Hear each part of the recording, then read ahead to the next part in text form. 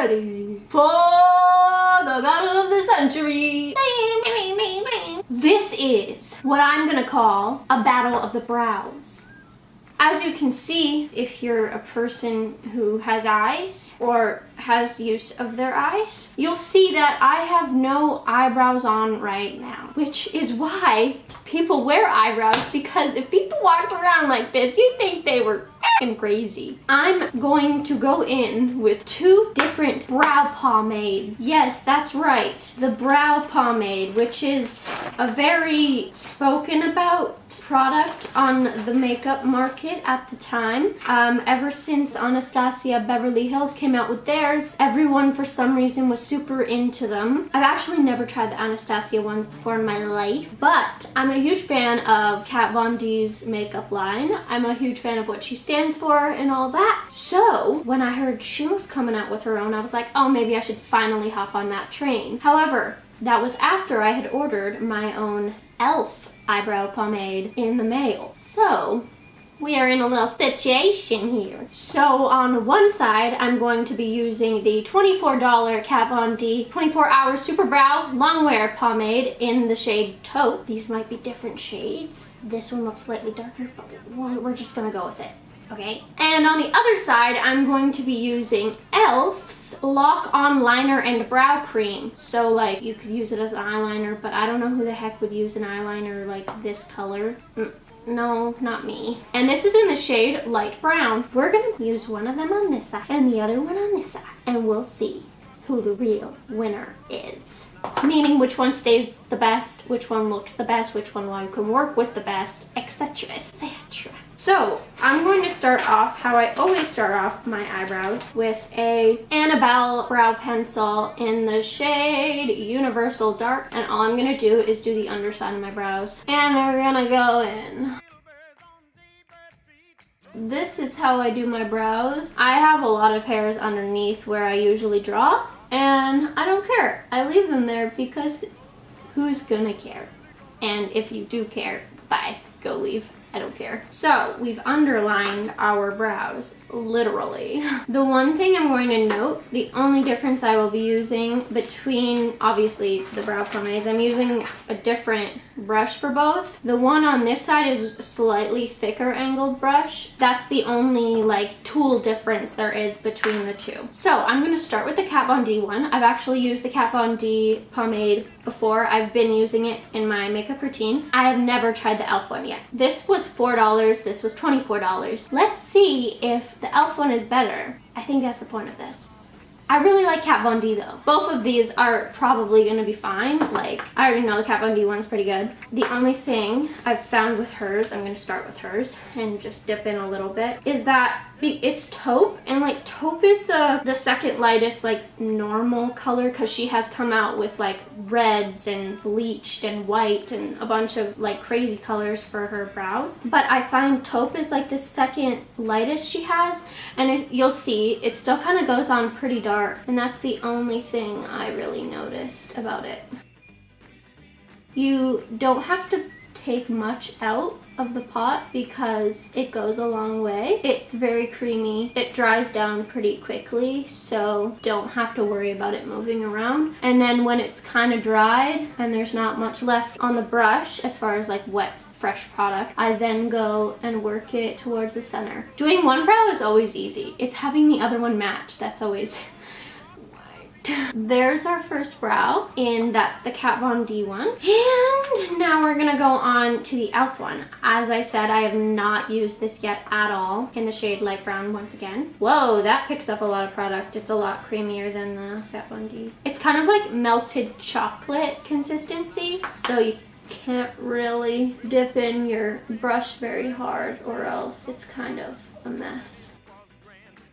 Hey, they're actually not different colors. I don't know what it is, but like the Kat Von D one looks a lot lighter in the packaging than this one.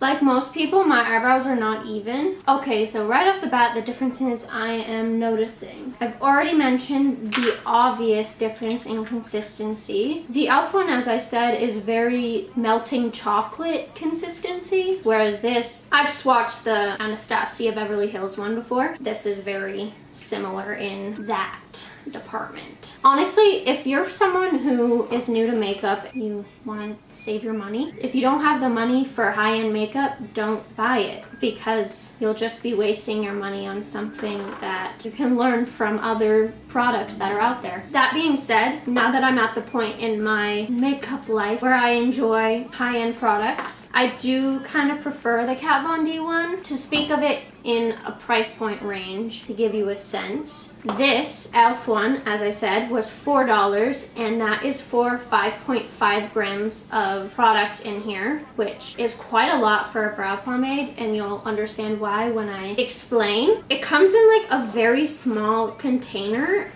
The Kat Von D one, it looks like the Kat Von D one would have more because of the size of the container it's in, but actually it does have 5 grams of product. So e.l.f. has a bit more product and it's $20 less. I bought this in US dollars, so it's probably just a little bit under $20 less, but it's still like a lot less. And this one was $24 Canadian, I believe. I was in Sephora and I walked right over to the Anastasia Beverly Hills because, as I said, I've never used that one before. I was like, oh, their prices are like the same. Anastasia Beverly Hills, I believe, was $1 cheaper, which, like, it's $1. It's not that much cheaper. And I was like, oh, if Anastasia Beverly Hills is cheaper, maybe I'll get that. And that's when I was like, wait, I should see how much you get in Anastasia Beverly Hills. Anastasia Beverly Hills gives you 4 grams of product. That's how I decided to get the Kat Von D, because you get a whole gram more of product for $1 more, and it's very similar in formula. Like, it's very creamy. This one took me a lot longer to work with because it was so like liquidy, but I didn't hate it, and I would suggest it for people who are new to makeup to try out brow pomades. I can't explain enough how much I am for drugstore makeup, because I used to only use drugstore makeup. Where else do you start from? You're not gonna go into a Sephora or a MAC, or I don't know. We don't have Ultas here in Canada, so I don't know what Ultas carry. I would never go into a high-end makeup store when I'm not very confident in makeup to then buy however much money worth of stuff when you can go to a drugstore. I just recently switched off of this. This is a CoverGirl Ready Set Gorgeous Concealer. I literally just stopped using this. The exact same time I bought this brow pomade, I bought this Kat Von D concealer. Start with what your price point is. Both of these work, like, as you can see. If you are going to buy high-end, I would buy Kat Von D's over Anastasia Beverly Hills because of the fact that you get more product. This is all I have for right now. Those are my first impressions. I love the way the Kat Von D one looks. The e.l.f. one looks like pretty decent as well. I'm noticing that the Kat Von D has a lot more cooler tones in it than the e.l.f. one, which I can see almost like auburny red tones in it, which is fine because, like, I have like auburn hair anyways, so if I were to wear that as like on my brows, it wouldn't look terrible. But that's just something to note for people who don't like warm tones on their face. I personally prefer the Kat Von D, but as I said, this is like not terrible. For $4 freaking dollars, you're literally only paying a fraction of the price of this for 2 of these. So it's up to you guys. I'll check in back when it's later in the day and I'll show you how these two wear. It is quite hot right now, and I live in a place where AC has not been turned on yet because it's too early in the season. I will let you know how everything goes, and yeah, I'll see you later. We are losing our light, so I will be doing the update now. I think I've been wearing this for at least 3.5-ish hours, and as far as staying, both have done fairly well. Like I said before, this one does have a slightly different tone than this one, but I'm gonna do a little bit of a smudge test. So,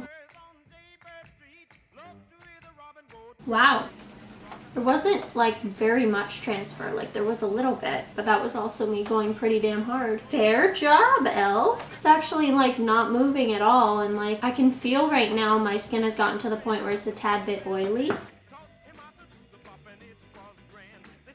it's pretty good, both of them, as far as staying. I think Kat Von D's, like, the arch is still 100% the same. There may have been a tad bit that came off in the arch on this side, but honestly, I'm really surprised with how it stayed on. The e.l.f. one, I mean. Really, I can't say anything except for buy what you want, because both of them clearly work. Yeah, smudge test, and they're not moving.